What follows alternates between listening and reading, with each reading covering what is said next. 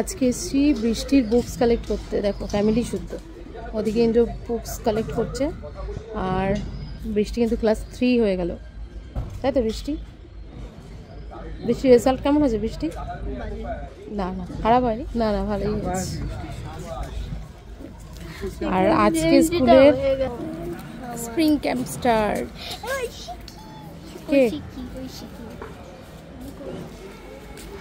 পুকুর এক্সাম শেষ হয়ে গেছে, ওটা 21 রেজাল্ট বেরোবে। এই যে স্যার এখন ঘোরাঘুরি করছে। স্কুল ক্যাম্পাসটা তো আমাদের আগেই দেখিয়েছি, নতুন করে আর কিছু দেখানোর নেই।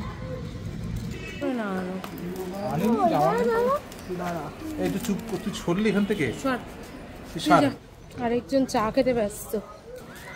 দেখো